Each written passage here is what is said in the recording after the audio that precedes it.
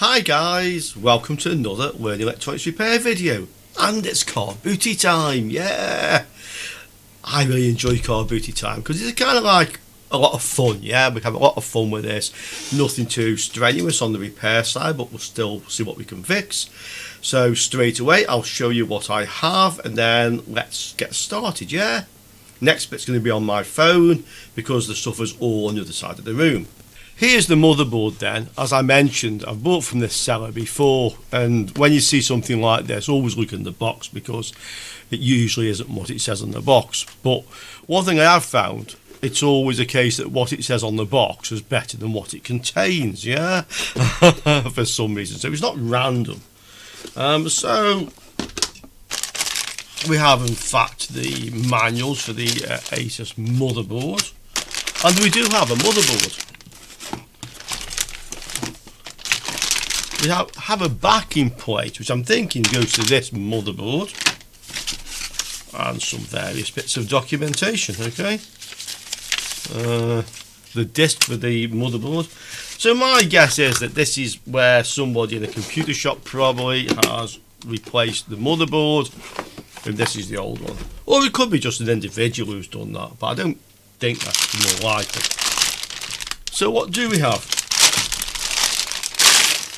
Well, here's the board, and the first thing you'll see is it's on a Lenovo board, IZ270AX. This is Z270 board, which I think is, well, I know it is. I know which generation it is, 7th generation.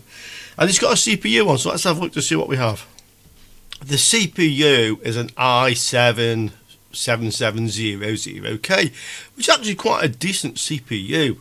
I paid the guy €35 for the motherboard with the CPU. He was quite insistent. He started off wanting 50 and I couldn't get him any lower than 35. Simple as that. I kind of got him down to 30 and his missus has no 35, so 35 it was. I've noticed since, I didn't notice before, on the motherboard we also have this, which looks like it could be a hard drive. I don't know. It's probably some sort of security module or something. I'm not always familiar with these more up-to-date boards, but we have that on there as well. He says it's working. I always take that with a pinch of salt, but I'm thinking for €35, if either the CPU or the motherboard is working, it was probably a decent buy, yeah? So let's try this first. We'll just power this up. I'll check the shorts on the 12 volt. Then we'll power it up and let's see if it actually does work. Okay, so 12 volts, we just need to get one connection to ground, resistance mode. One side of the connector will be ground anyway, and the other one will be the 12 volts. That side's ground, this side's the 12 volts. You can't see my meter very well, can you? Let's go again. Okay. So there's no short circuits there. It reads a high resistance. This side is the ground. Okay, so we don't have a short circuit, kilo ohms and climbing. I'll stick some RAM in this. Now let's see if it boots up. I don't see any physical damage. It doesn't seem to have any problem. I've noticed this is where the hard drive goes actually, so I don't really know exactly what that is. We'll find out, I'm sure. I probably have another board I can test this CPU in if this doesn't boot up, and I have some DDR4 memory as well. But I think the first thing I'll do is just power this up without any RAM and let's see if there's any life in it. I do know this seller was a bit hit and miss at the car boot sale, so whenever he says it's working I take it a bit 50-50, and it probably is a bit 50-50 is probably actually about right. Okay, so heatsink on there. This has onboard HDMI, so we'll use that, and we're ready to go. Power on. Does it start? No, it doesn't. Oh, hold on. It does start. I've got my current limiter switched in. My current limiter is in circuit from the previous job I was doing, and the power supply didn't like it because of the active PFC, but eventually it did try to kick in. Let's go again. So power on. It boots, and it gets control of the fan. I say boots, it starts.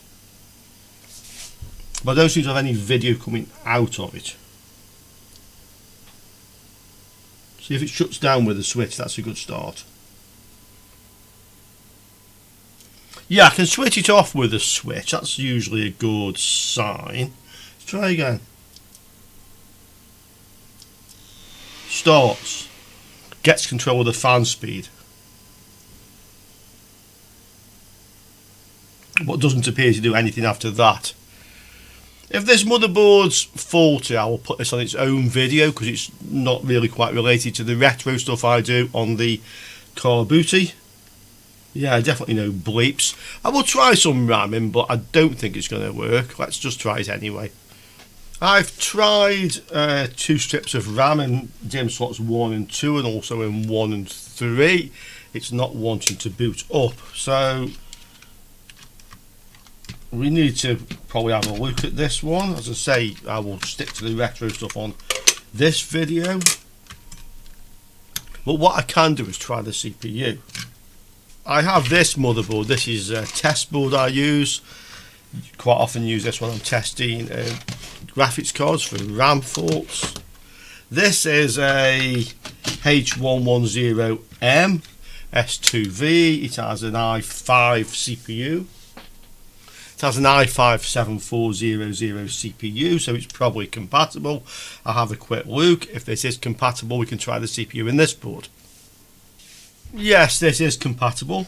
Another thing I find a little bit strange about this, and I'll just mention, but I knew this when I bought it, is that I have an i7-7700K processor, which is an overclockable processor, and a Lenovo motherboard, which I'd be very surprised to hear actually supports overclocking. So although that CPU would work in there, most likely, I haven't actually found a user manual yet.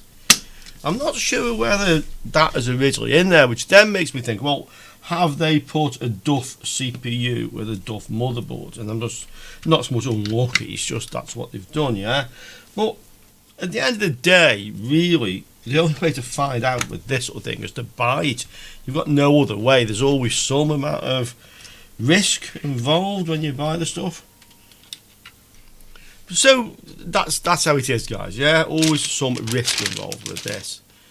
In the meantime, I've just put the RAM back on this board. I'll just test the board, make sure it's working, and if I get a picture, let's put the CPU in here. Okay, ready to power up. I mean, this should work. This is my test rig that I use. Just be sure. Put my monitor onto VGA. That's a good thing to do. Okay. Yeah, I've got BIOS screen, but we know this is a good board. I use it. Okay, so now let's try the CPU. See if whether we have a good CPU. That would be a result. I did actually remove the CPU from the Lenovo at the car boot sale. I couldn't see any bent pins in the socket. At least I can say that much. Okay, let's take it off here.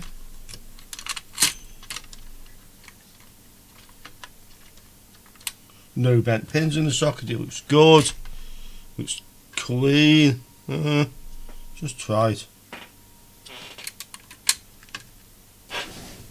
I'm ready to go then. I'll just use my temporary heatsink for the moment just to get a bit of cooling on it. Set it on there. Okay. Let's see if this actually boots up. So power on. Well, the fan's running. Do we get anything on the monitor is a question. Oh, the blue light's on. And yes, it boots up.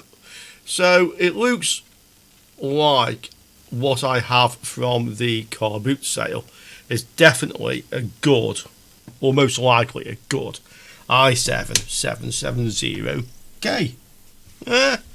And that, my friends, I think is a bit of a result for €35.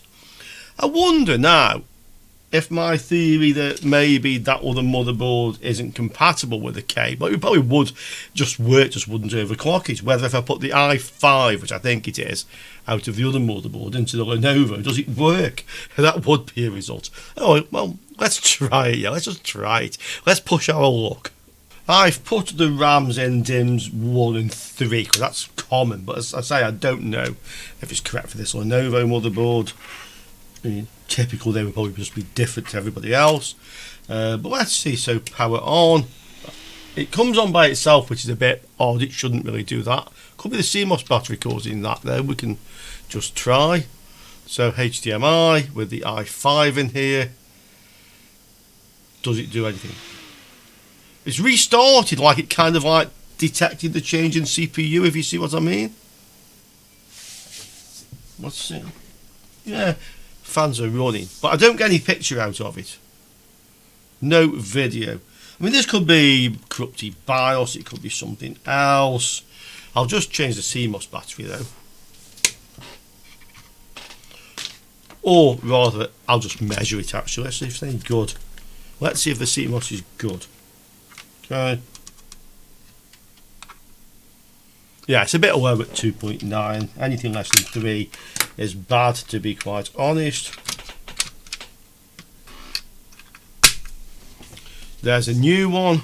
Let's see if it works now.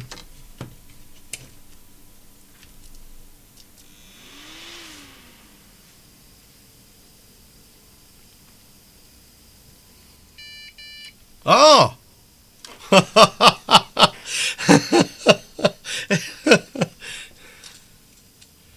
Okay.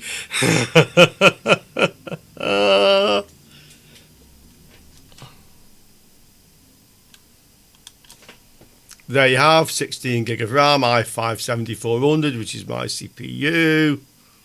Saying the fans are not working, but yeah. That, guys, is a double result for €35. I mean, it needs a bit of checking, but it looks like just the CMOS battery. Either that, or it wasn't compatible with the CPU that was in there, and rebooting, you know, because the first time it kind of rebooted twice, and when I powered it back on after changing the CMOS battery, it worked, or corrupted CMOS. It's a damn good result. Okay, let's move on. Or just before we do, let's see if we're going to make any money from this. So this is eBay, completed listings. These are sold. That one sold just today, in fact, 140, 130, 130. So we have £140 worth of CPU. Yeah, basically. Let's see about the motherboard. Well, there's nothing in completed listings. Let's just go back into the normal section of eBay. Let's have a look to see if anybody's got these things listed. So it's an IZ270AX motherboard. Let's have a look.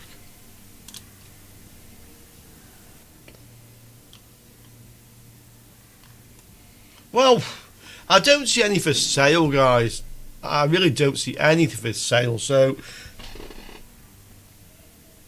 that's definitely the part number. We have to make a guess on that. I'll tell you what, I'll let you guys guess. Yeah, comments below. What do you think? This is the first of the 4 retro PCs then. So we have black DVD-ROM and black CD writer in there. A little bit out of focus, I know, at that angle. Black floppy drive, actually usually fetch a bit more money than the white ones, whereas the DVD-ROMs and CD writers, the white beige ones seem to fetch the most. So this is AGP, anything with AGP and I will buy. No hard drive fitted. Now this one and the next 2 I bought as a job lot.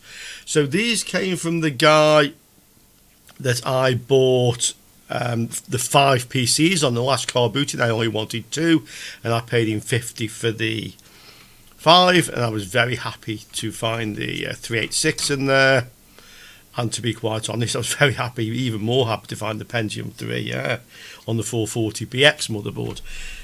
So in this case I have 3 PCs from the same guy. I tried to get them for 30 because I paid 10 each for the 5, but he wasn't quite having any of it, but he accepted 40. So €40 for the 3 computers. He said it was different this week, but he wouldn't explain why it was different, the price.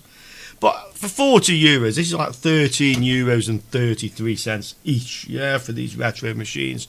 And I guess I must be the only person buying these things. I think they're going to go up in value, anything with AGP. That's why I buy. I mainly seem to find Pentium 4s mainly, and occasionally machines like this. So, yeah, comments below. Yeah, comments below. Is it just me? Is it why they're so cheap? I'm sure they should be fetching a bit more than that, to be honest. And they seem to on eBay. Okay, so we'll do the usual. Are there any 12 volt connections coming in? No, only the main power.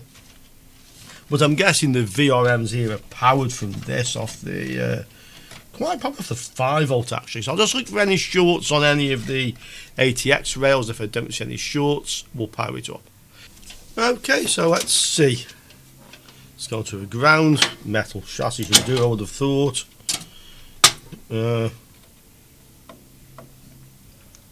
Nothing short there. Yellow. Nothing short there. Red. There's nothing short there. The capacitors look okay physically. Doesn't mean they are, but they look okay. So I think we'll just try and power this up and see what we have. I mean, it has an AGP card in as well. I think it's possible you might just be lucky and buy something with a rare AGP card in. Who knows? Is it going to work? Well, let's see. Should have an off switch somewhere on the front, yeah. Switch is on.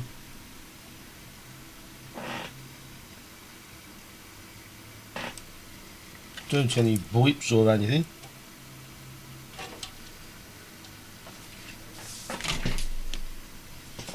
Okay, switch is on but doesn't seem to do anything. Let me connect my monitor. In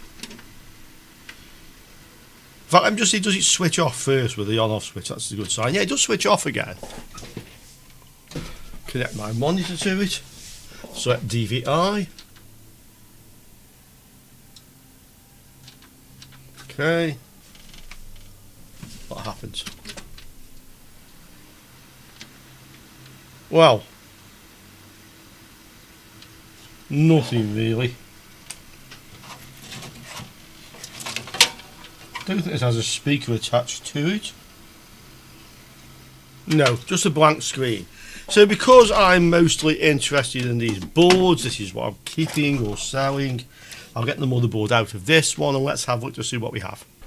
Well, I've just taken the power connector off and I've taken the AGP card out, and I've realised that this thing is just held in by one screw, the whole motherboard. And actually, I didn't particularly notice before, but the I/O shield is missing as well.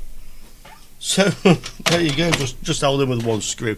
Obviously there was a shortage of screws when they built this machine. Okay, so there we have the motherboard. There's one strip of RAM in. I don't think there was a speaker attached, so I'll see if I can actually find out. Yeah, I can see where the speaker goes. So let's just, yeah, this is sticky and gooey. We'll take that out. There's no onboard video on this. I'll have to use some AGP card or other, but for now I'll just leave it out. I'll connect the speaker and the start button. Let's get any bleeps out of it. Slightly non-standard layout here, so normally those two would be the power button. It's actually these two, it's marked on the motherboard. Okay. Little bleeper. Okay. And let's find the known good power supply. This is my known good ATX. It's old but it works, and it has the 20-way connector on, so it's ideal for testing these type of boards. Okay. Definitely no 4-way or anything else for the 12 volts. So let's give that a go and see what happens. Okay.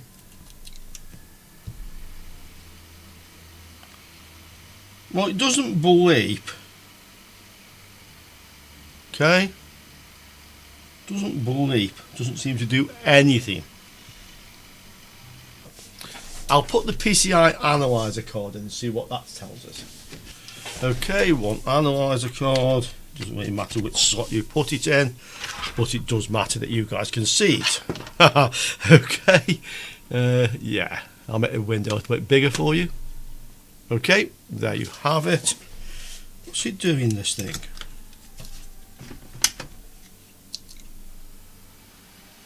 Well, it's like not booting up at all, this one. It just stops. Does it give the same number every time? Is it kind of random? Let's have a look.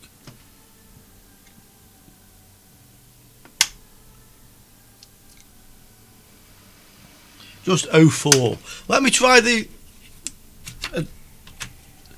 analysing a different slot as well, because sometimes I've noticed only certain slots actually work or give different results. In this case it's the same. Okay, let's just check the CMOS. I bet this one's dead.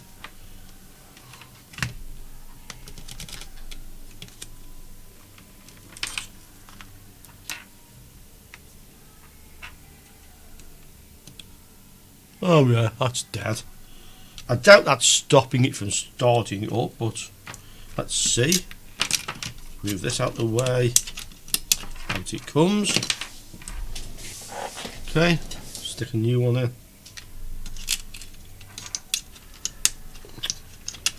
Doesn't want to go easily that way. Let's try the other way. Yeah, okay.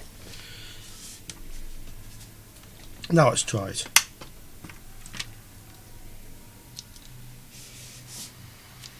Probably better to put the analyzer card in first.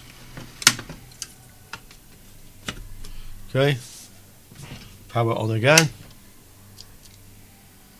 No, the same. So it kind of like just hangs and doesn't really seem to do anything, this one. I'd say not even trying to read the BIOS, or at least this is certainly not doing anything. BIOS chip is here. So give it a bit of a push. Okay, let's go again. Not wanting to boot.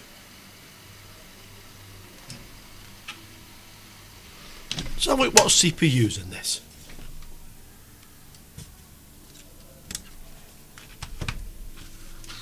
And whether we have a problem there in some respect.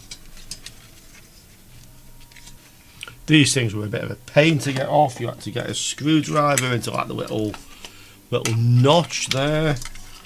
Yeah, and then you can push down and hopefully unclip it. Yeah, like so. Once you've done one end, the other one comes easily. There's the fan off.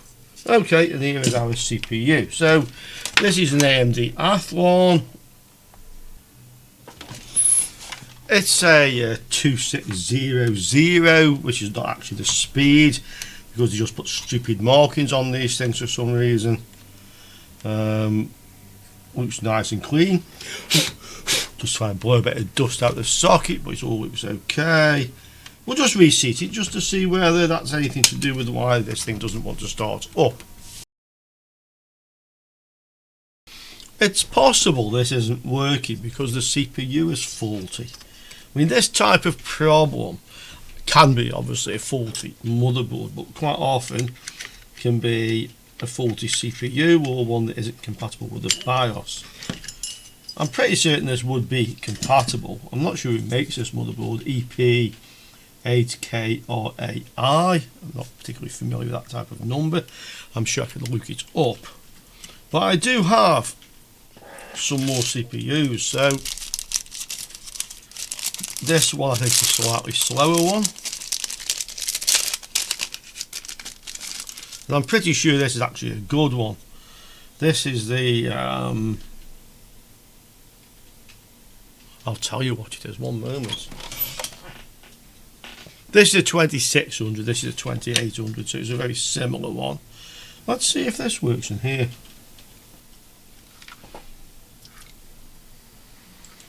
No, it has exactly the same thing.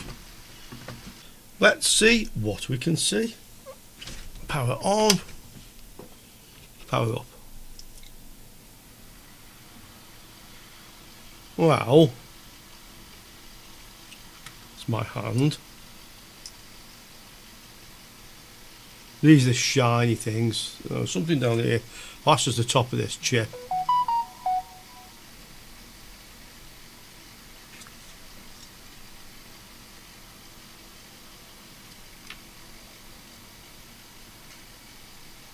There's a MOSFET here getting a bit warm. Let's see. Let's put the temperature things on. What do we have? Something here.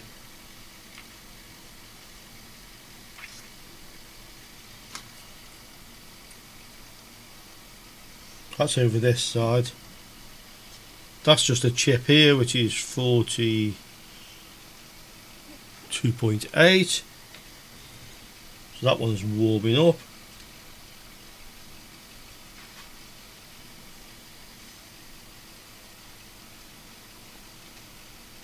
It's 49 degrees, which is this MOSFET. No, somewhere the other side of the MOSFET.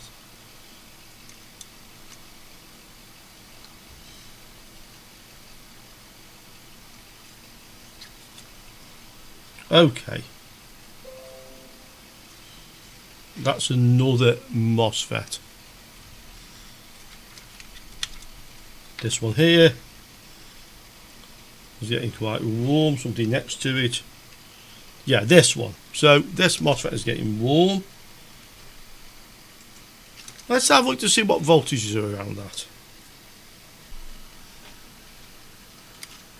Round. So we have 5 volts coming in, 2.5 going out,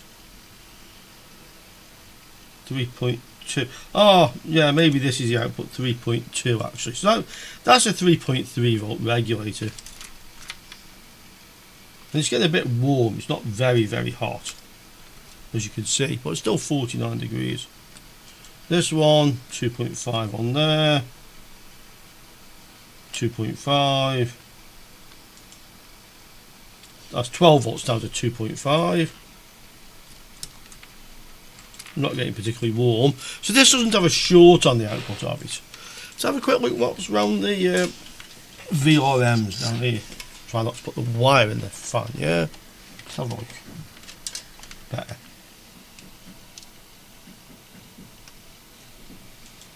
.6. I'm guessing that is probably about correct. That's the voltage to the CPU most likely. 1.6.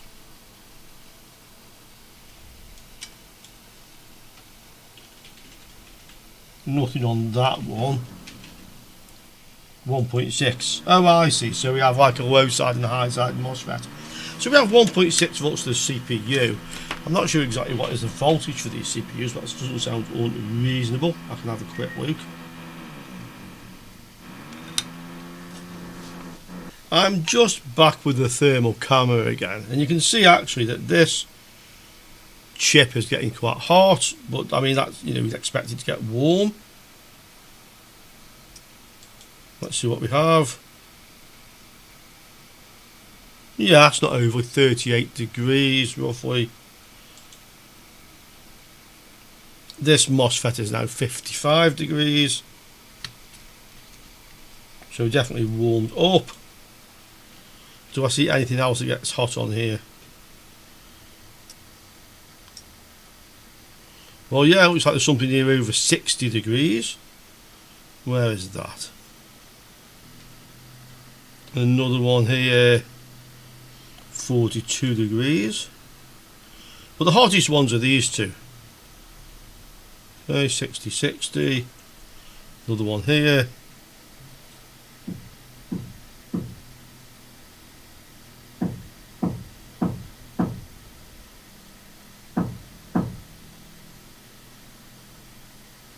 Okay, what are these things? Okay, these are the chip, so ST75185C, and they're both identical. I think that's some sort of I/O chip, serial or something like that maybe. Let's have a look. Yes, it is multiple RS232 drivers. Now, this is exactly the sort of thing that's likely to fail on a motherboard because it's connected to the outside world basically. So some sort of voltage coming in via the serial ports could quite easily damage a chip like this. So it does seem quite likely because they're getting over 60 degrees. And when the board isn't booting up, they shouldn't be that hot, yeah? So it does seem quite likely this is where the problem is with this motherboard. I don't have any of these. I might have some on a scrap board somewhere, but I don't have any in my stash of bits. But what I am quite happy to try is to just remove them from the PCB altogether and see whether it either boots up or it starts to boot up. We see some activity on the post analyzer. So let's just take them off the board, and out of interest, let's see what it does. Okay, so I've removed those two serial port chips basically. Let's see if this actually wants to power up now in any way. No, they're still doing the same thing. I'm interested to know if this is still getting hot.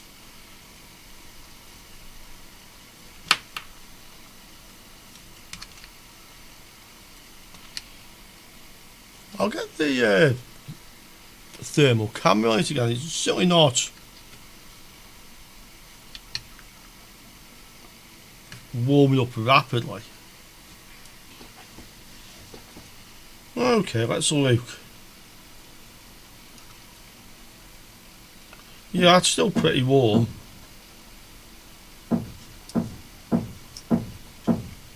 Still about 50. What else is getting warm on this?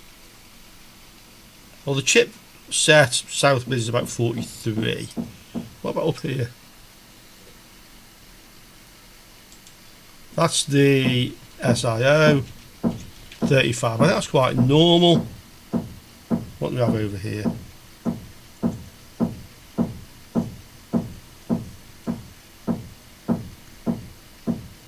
Something here is getting hot.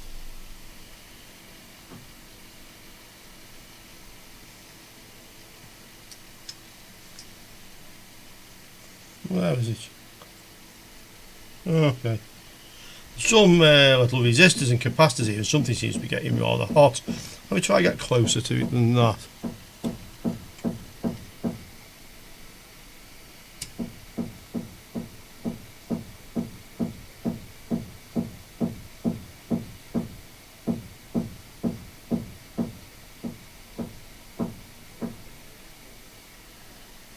Okay, you can see it there.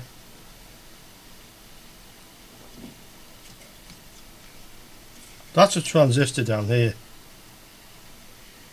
Okay.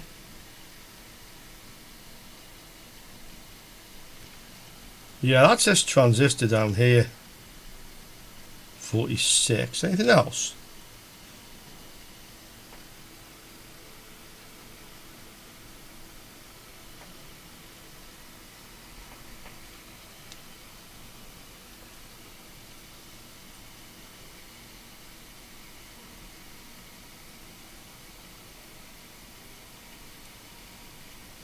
That's the MOSFET that was getting hot before. So we have a transistor here and then this little chip. This one here. How warm is it?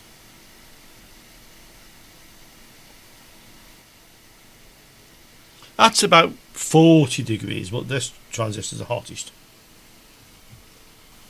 Okay, so that's actually a 78L05, which is a 5-volt regulator. What we've got coming into it? We have 12 volts coming in. This will be ground, and this will be 5 volts going out. So you'd expect dropping 7 volts. That is going to get a bit warm, to be quite honest. There's obviously again no short. It has the correct output voltage, so it's not like under a heavy load. So it's probably okay.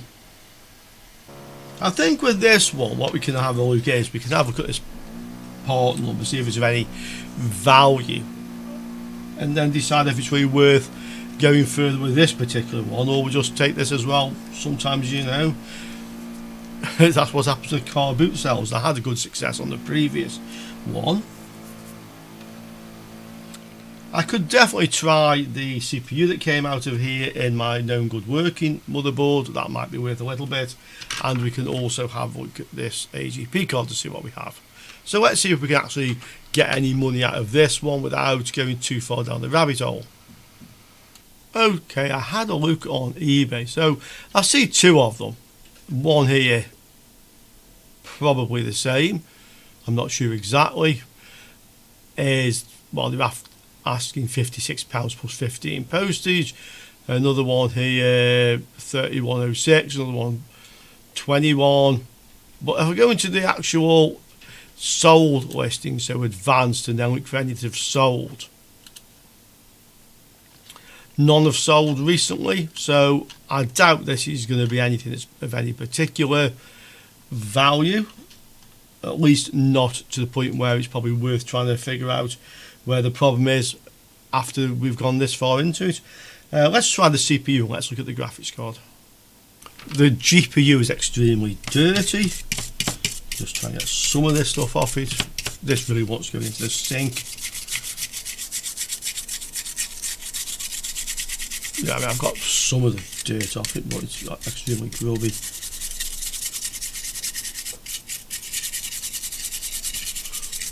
Okay.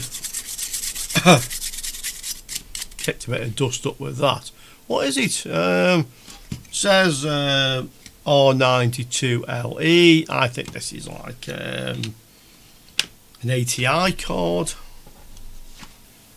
Yeah, it's a video card. Okay, ATI. Thought it would be 128 megabyte. Yeah, 9200 LE. So we can have a quick look. Yeah, like £10 maybe.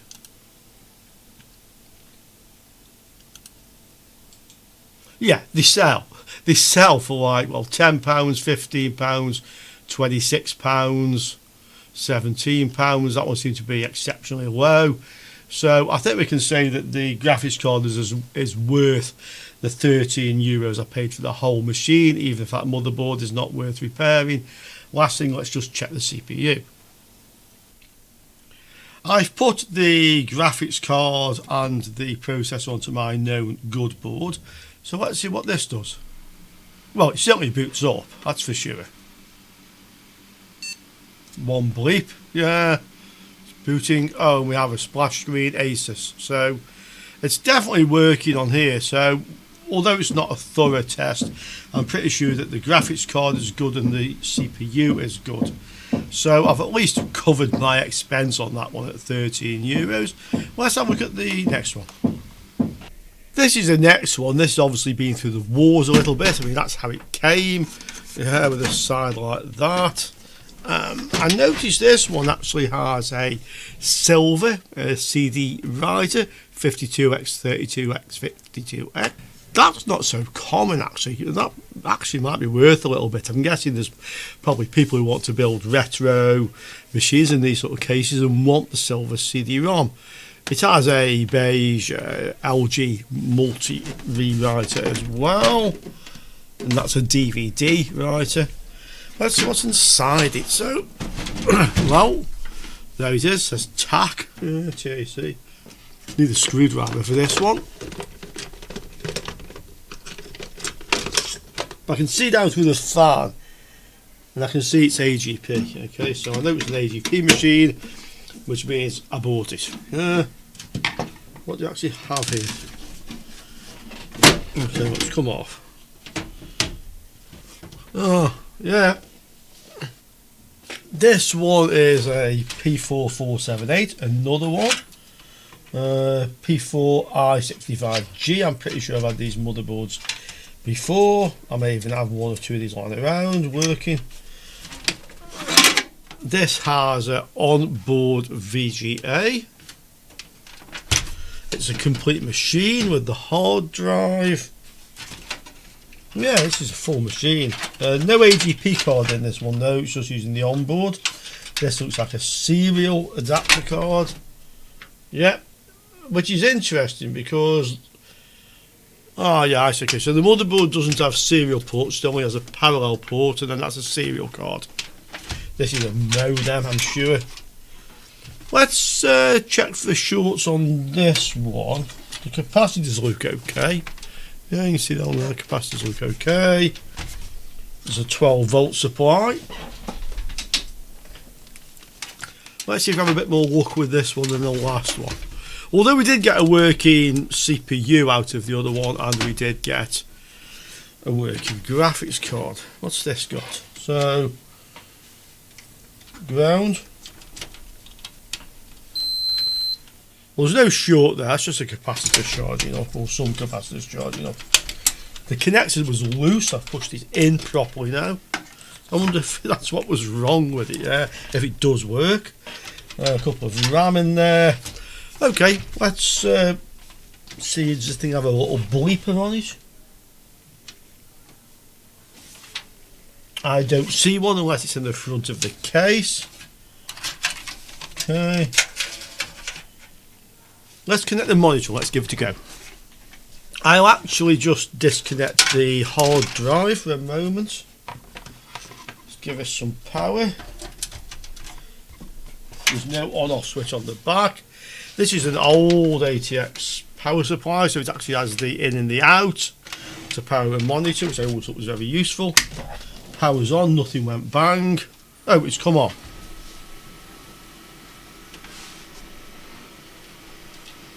Do we get a picture?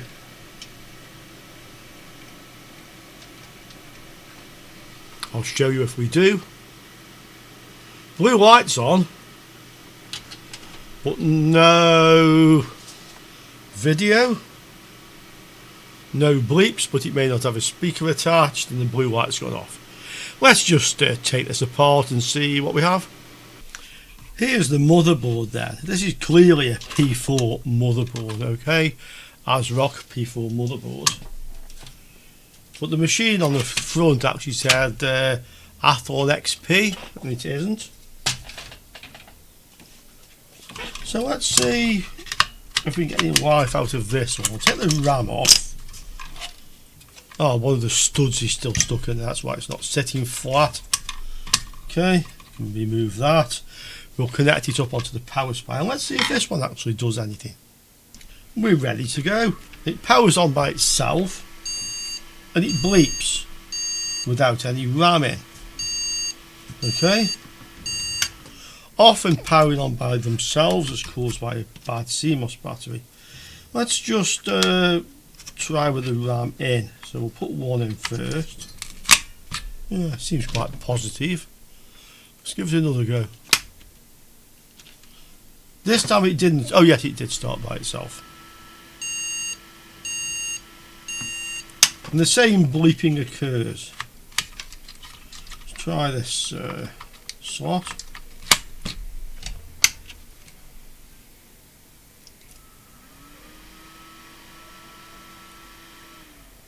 Ah, okay. It powered on and powered down and powered back on by itself.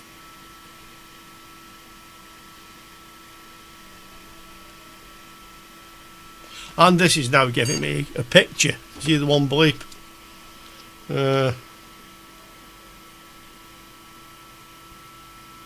I'm sure it's going to come up and say something, mate. I did see. Yeah, there you go. Insert boot media. Okay. Let's give the RAM slots a clean then. Yeah, let's clean the RAM slots and try with both strips. Someone mentioned on the last car booty about cleaning the RAM with a rubber, the razor. We called them rubbers when we were at school, and didn't think it was hilarious. I've mentioned this before in other videos, so I won't go back onto that one. Okay, we'll clean the pins, but I will clean the slot with a bit of ISO. Okay.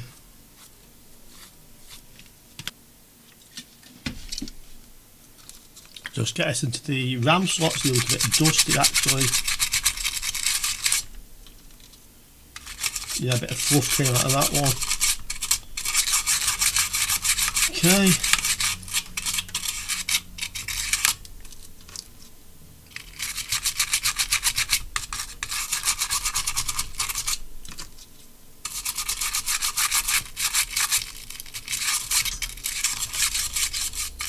I guess you could also use switch contact cleaner for this as well.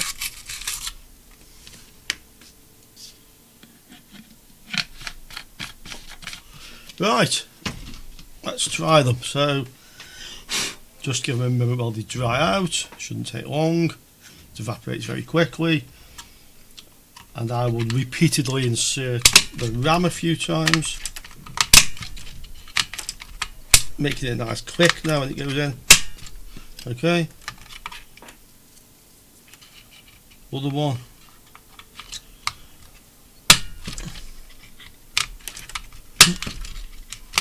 Yep, nice and positive. Okay. There's still a little bit of ISO in there, so I'll just, well, a little bit of warmth actually. Not hot, but this will soon cause it to evaporate.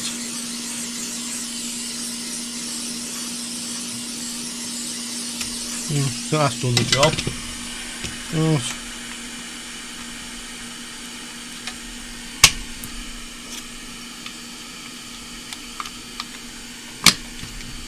I notice you have one double-sided and one single-sided memory module.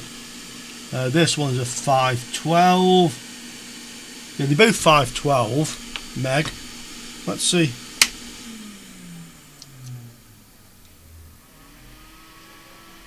Does it boot? Lights on. One bleep. Something's going to happen.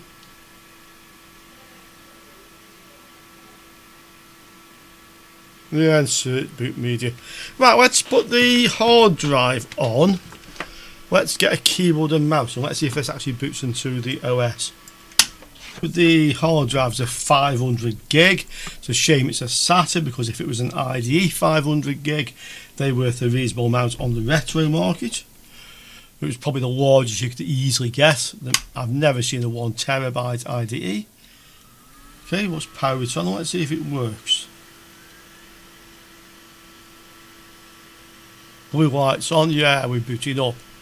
So it's a 2.8 gigahertz Pentium 4, which is an extremely common one, therefore not really worth a great deal.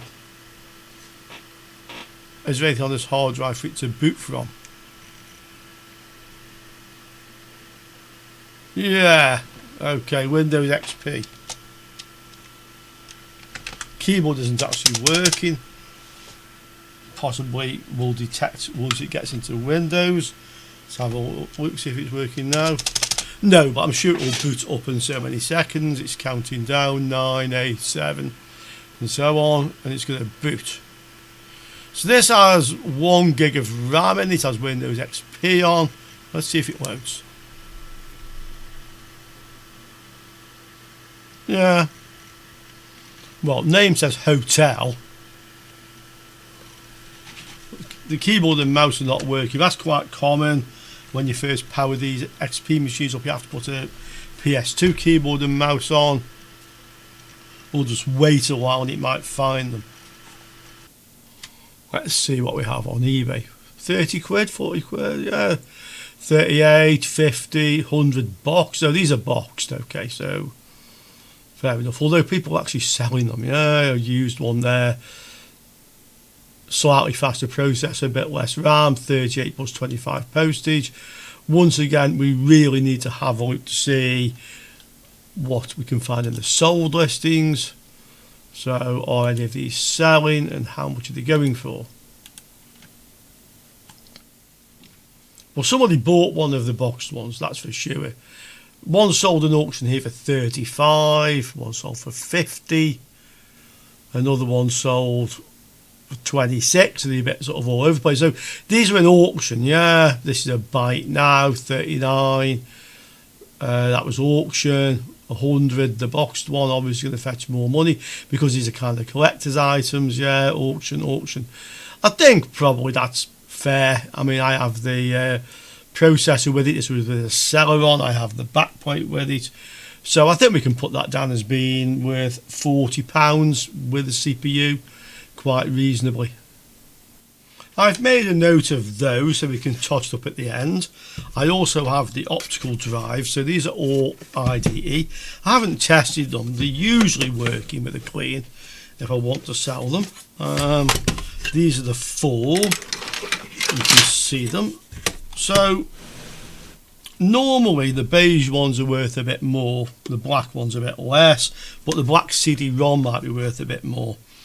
This silver one, I'm a little bit interested to see what they're fetching on eBay, if I can see any. Let's have a look. Well,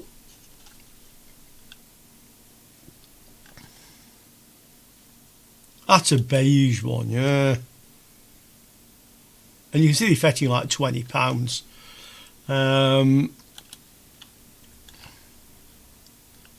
Another beige one, but I only fetched 5. They were all over the place. That's what you usually find.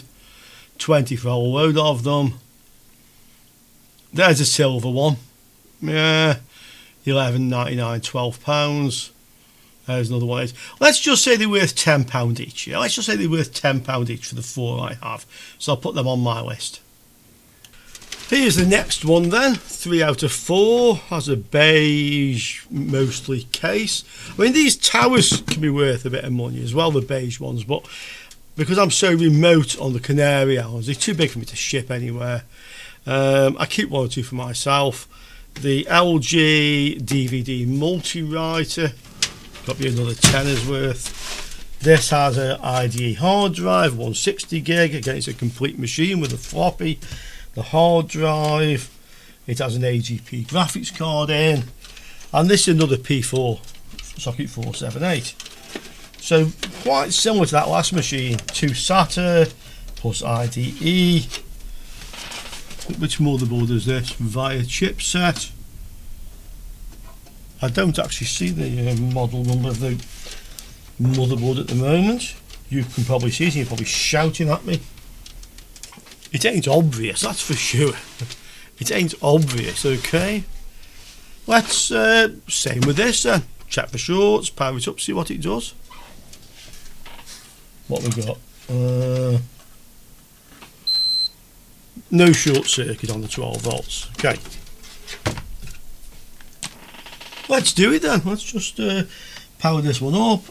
Again, I don't know if there's a bleeper on this or not. Yes, I can see a speaker connection on this one. So it does have a speaker attached. There's some cobwebs in it. Could be some life forms in here. I don't know. The AGP graphics card doesn't look anything particularly amazing, like a rare one. Yeah. Let's get the monitor connection. Okay, VGA. This motherboard does not have onboard video, where the other one did have. Power on. Let's see what it does. It starts. I can hear the hard drive. I should have disconnected it actually. It starts, but no bleeps and no sign of life on this one. Yeah, nothing on the monitor. Okay. Like before then, let's get the motherboard out and let's see what's what with this one.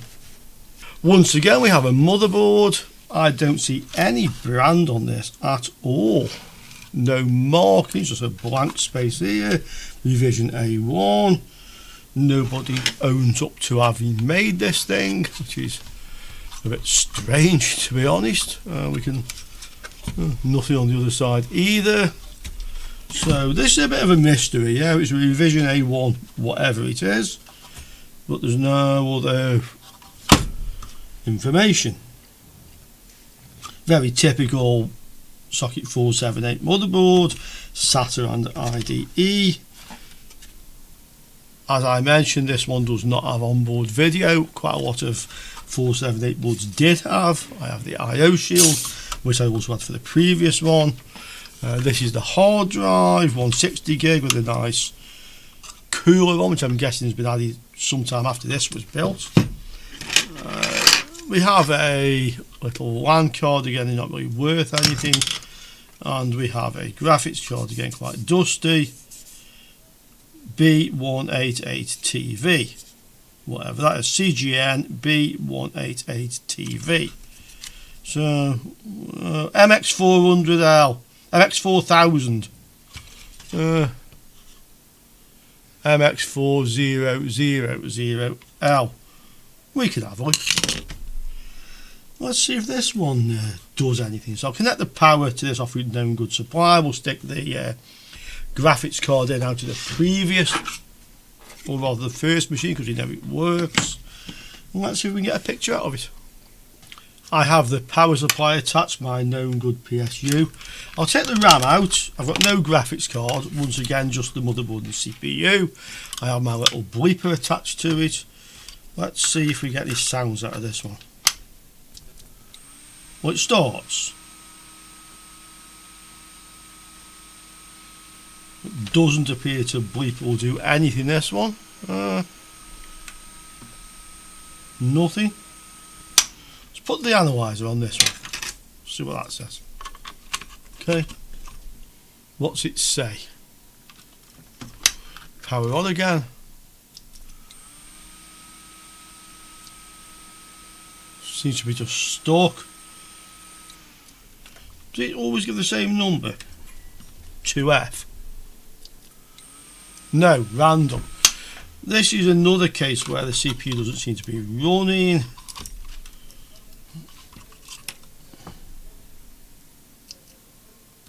Power 4.7. Try it in a different slot. Sometimes makes a difference. 4F. Okay. So this seems quite on the dead side. See what CPU we've got in this.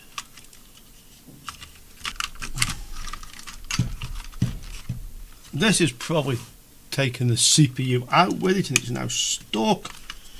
Can't quite get the last clip off. There we are, we're off. Yeah, that happens a lot. Got a bent pin on the end of the CPU there or two. This always seems to happen with these. They stick to the heatsink like glue. How we even get it off the heatsink? Let's have a look. Yeah. Very dry. Let's just try and straighten up the pins on this. And now let's get you back in and let's also see what we have as well, actually.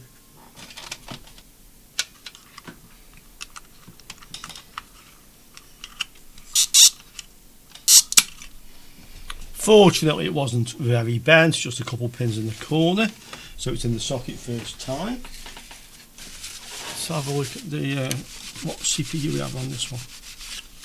Some of them can be worth quite a bit of money, but they're also quite rare, which is why they're worth quite a bit of money.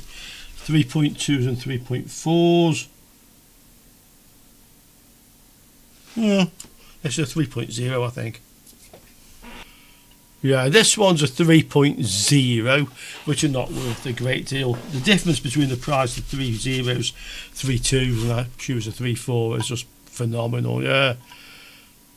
2003, you can see the vintage of this, 1 meg cache, 800 megahertz front side buzz. Okay, that's what we have. See if we can get any signs of life out of this. This I can just rest my test heatsink on, the one I use on graphics cards. I put a little bit of heatsink compound on and pushed it down, and it's obviously making good contact on it, so that's fine. We'll disconnect the other heatsink for now, and let's see what it does. If it wants to do anything like interesting now, like start up. Yeah, power's on. No, it's just this kind of like random numbers.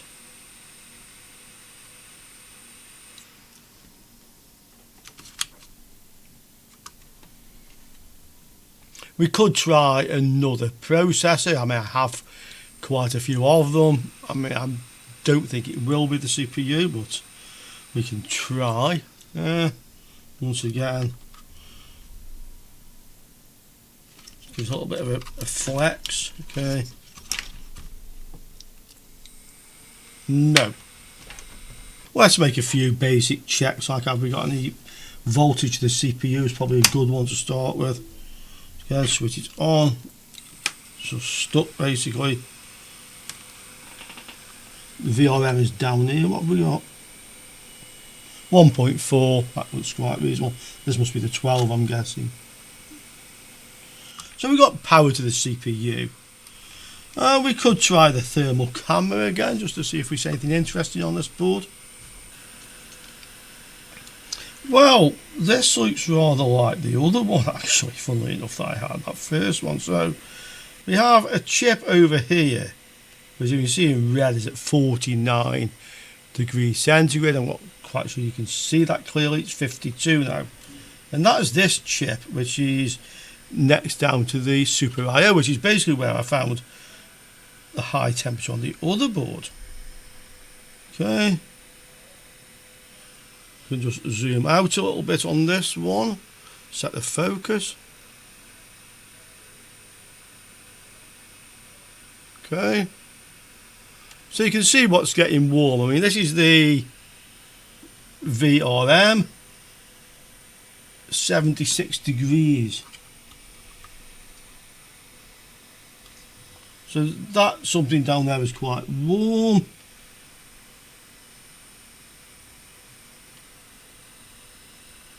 Then we have this one down here at 48.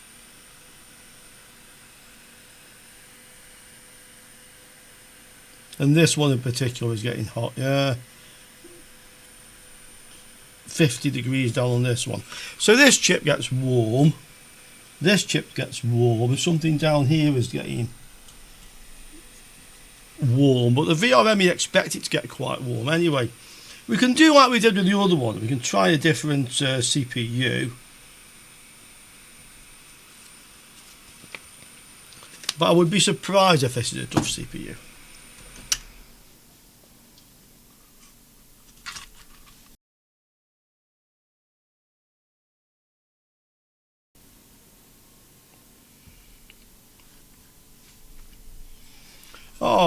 Oh, I've just noticed now we actually have two bad capacitors here, so we can try these. These are down by this voltage rail, which I think, if it's anything like the other motherboard, although it's a different board, that's probably a 5 volt to 3.3 volt. But we definitely have two bad capacitors here. I just missed them before because I was looking at the ones up around the VRMs. Let's see what they are. Okay, you can see them there, two bad capacitors. So we may as well change these. No harm in doing that. Let's see if that makes it work. We're ready to go. Power. Start.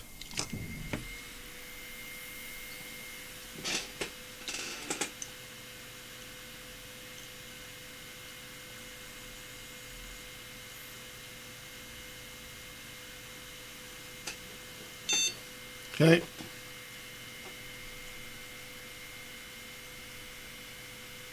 Well, I say it's an Intel motherboard, it has Intel Pentium 4. Okay, it's found the hard drive, but it's not booting. CMOS checksum error. CPU is being changed. Press F1 to continue.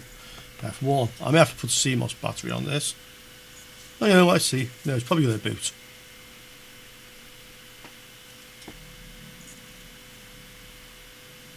XP, do you think? Yeah, I think so. Start Windows normal. Again, it hasn't picked the keyboard up at the moment. The other one did the same, and then eventually found the USB devices. Just let it count down, that will go in on its own.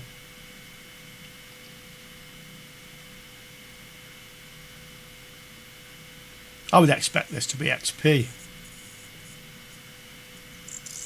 Yeah.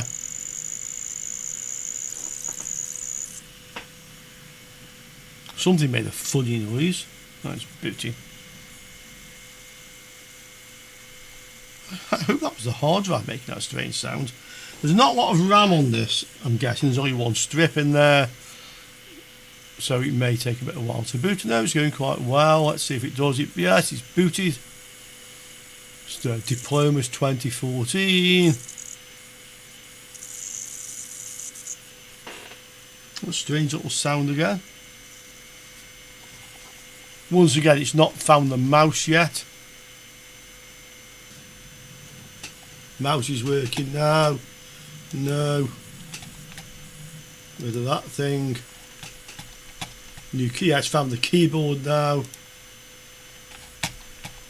It's ready to use. So we're up and running, guys. This is working. We can just have a quick look at the spec of it. It's encrypted in Spanish, as they normally are here. Service pack 2, 3 gig, yeah, with 512 meg of RAM. Actually running surprisingly well for 512 meg.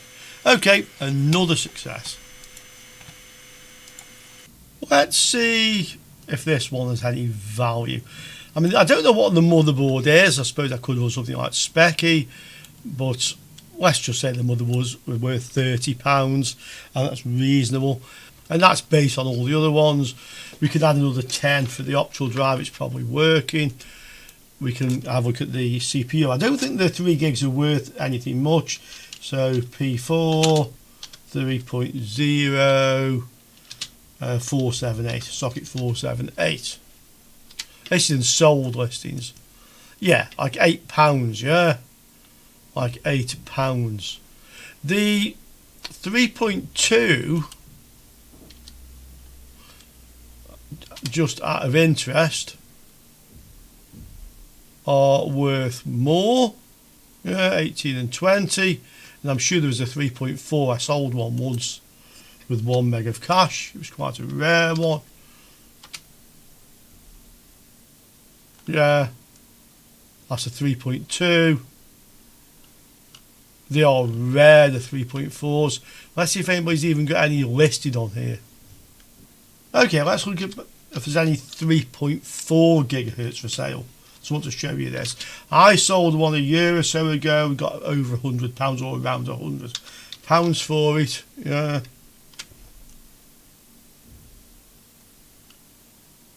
Well, there's one there.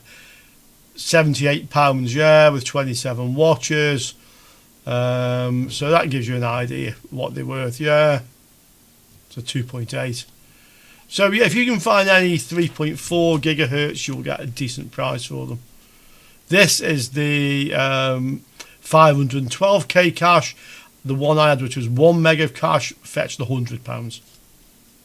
While we are here, let's figure out what the graphics card is. I'll just enter the number as marked on it. We looked at it a bit earlier. It was a CGN -B188TV. What is that? Well, yeah, £20 is one there. So this is a, as it said on the back, GeForce MX 4000L. Okay, so one there, £20. So let's add that to the motherboard. The processor was worth a tenner. Can we just say I've got like £50 worth between the motherboard, processor and graphics card? I think that's quite reasonable for this, to be honest, and quite attainable. Here is the last of the machines. Hewlett Packard I don't normally bother with, but this is quite an old one. 900 megahertz Duron, 128 meg SD RAM, 20 gig hard drive. Wow. And the CD rewriter. So this machine, I'm not really sure what they're supposed to be on top. I can't imagine like it would read CDs, yeah. You play, I don't know. Not sure what that is all about at all. But let's get the lid off and let's see what we have inside this. So this is the oldest of the machines. Yeah, this is the oldest of these retro machines. Okay. You can see the motherboard there. And this, once you get it into focus,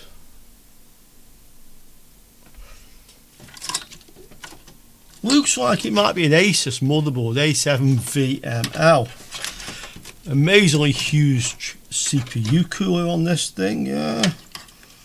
No AGP card in it, so it will have onboard video by the looks, I'm guessing. Yeah, it has onboard video. So no super rare AGP cards inside it. This card I think is a modem. No, it's a LAN card again. So this is the machine. Again, there's no 12 volts as such. I mean, you do have 12 volts coming down here. You do have effectively VRM, so we can have a quick look if there's any shorts on any of the rails coming in from the power supply. Let's have a quick look. So just get onto chassis. Okay, make sure I've got a good connection. Yeah, that's ground. Okay, so we have. There's no short there. That's the 12 volt. There isn't any shorts on the 3.3. Sorry, the 5. 3.3 over here. No shorts on it. I've got a good ground, I think. Yeah, close enough. So nothing really short once again. Let's just power this up. Well, that's fun. It looks like an AGP connector on the end somehow, but there's no notch, so it's like, is that just for show? I'm not sure what that is all about, that AGP type connection there, yeah. Hard drive in it, possibly 20 gigabytes. I'll just disconnect the hard drive for the moment. Let's put some power on the machine and let's see if it does anything. Okay, power on, didn't go bang, switch it on. Powering up. Fan spinning. That's bleeping like there's no graphics card, but it could be because there's no monitor. Let's see. I'll connect a VGA monitor. I have seen old machines do that, where they bleep like there's no graphics card, just as if there's no monitor attached. Let's see.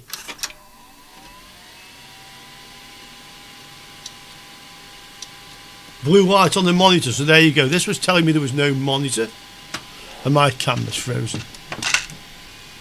Okay, I have unfrozen the camera and I have that on the screen, but nothing else. Let's stick a keyboard and mouse on it and let's see if we can get into the BIOS or into Windows.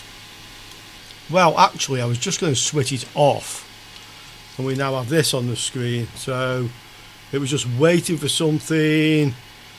CD-ROM error, check date, CMOS settings bad. Let's connect the hard drive and see if this will actually boot. This time I actually plugged my beige PS2 keyboard and mouse in. Let's see what it does. I'll put the camera onto the monitor.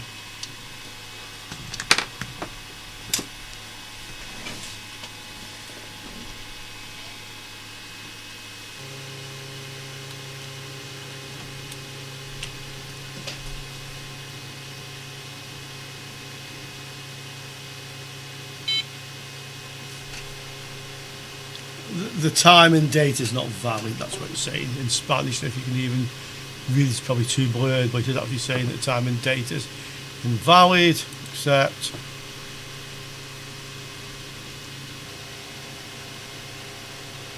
Found the mouse straight away. That's the good thing with the PS2 mice and keyboards.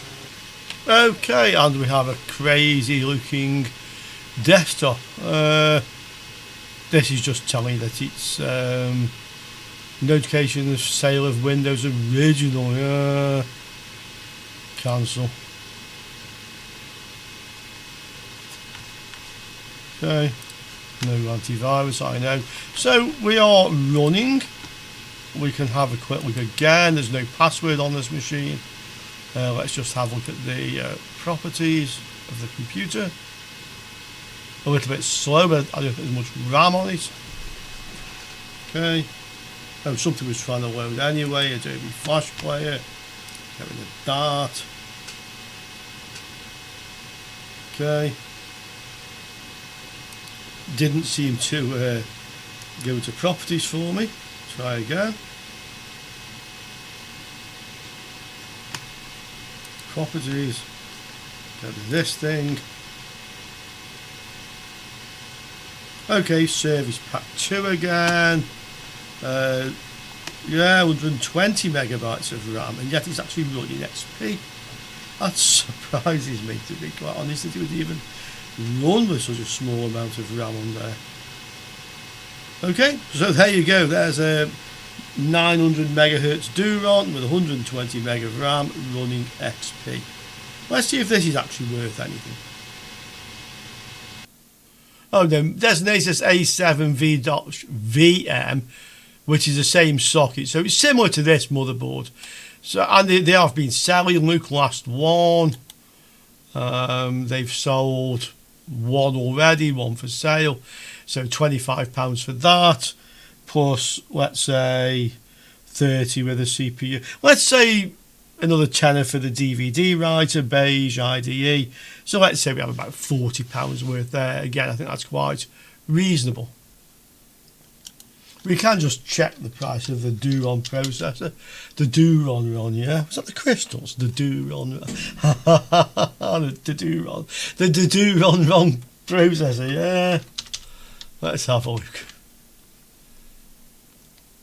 Nah, not £51, surely 34. There's something special about some of these. I mean, vintage ceramic. But there's one there, 29, 131. I think we'd have to see what people have actually paid for them. That's probably a better bet on that one. Well, 2 went for £12.99 in auction. Yeah, this guy's been selling on Buy It Nows. So let's see, they have select. Well, there is one, but I don't know if it's the same as mine. £10, yeah. Let's say it's worth £10. I was quite correct, I think, in to say £40 for the whole lot with the optical drive is a fair price. Let's see what we have then, okay? The optical drives I've not tested. Let's assume half of them are working. I have 6 of them, so let's just assume half of them are working, which I think is quite reasonable, and put £30 in there. Everything else we know is good. So obviously the processor was the most valuable thing here. I mean, that first purchase at €35 was really excellent. I've put 50 as the cost of the 270AX motherboard. I don't know really, but I don't think overall I've over-egged anything in particular on here. I may have under-egged a few things. So we have 190, we have 205, we have 255, and another 90, 345, and 8. Let's just go with 350. So that's what we have, and the bulk of it in that. So for my layout this weekend, which I can tell you now, and this is in euros, but it'll give us a rough. There's not much difference. Actually, euros are worth less than pounds. So we have the 35 for the i7-7700 motherboard. We have to minus 40 for the 3 PCs, and we have to minus 18. Oh, and I still have the ATX 700 watt power supply as well. So that's what I actually spent, 75, 85, 93, which in pounds is about £80. Yeah, probably a bit more than that in pounds actually, but still. Well, let's call it 83 because we didn't include the £3 there, yeah. So we'll say 80 or 350. So profit on that one, guys, is £270, with most of it being there. Not a bad day at the car booty, that, yeah. This I'll almost certainly keep. I'm looking to upgrade my YouTube equipment, my recording system. That is better than what I have. I've updated it 3 times since I started the channel, and every time using stuff from the car boot. So I will do it again. I think that hopefully will give us better recordings. I might be able to go to 1440 rather than 1080 with that, although I need to upgrade my cameras as well. And guys, that's a result. Yeah, that's a result. Give myself a pat on the back for that one. Hope you enjoyed it. Hope you enjoy seeing what I do with this stuff. Yeah, only one motherboard I didn't fix. And actually, what we saw on the one with the bad capacitors, and I saw those chips running at quite high temperatures, were pretty much the same chips or the same area as the one that didn't boot, and I actually removed a couple of chips, made no difference. So possibly that's actually got bad capacitors even though there's none visible. I think that was really quite interesting. So with that last thought, get into the comments below what you think of all this stuff, and I will see you all soon after you have all no doubt been down to the car boot sale where you live. I will see you all on the next Electronics Repair video. Ciao for now, guys.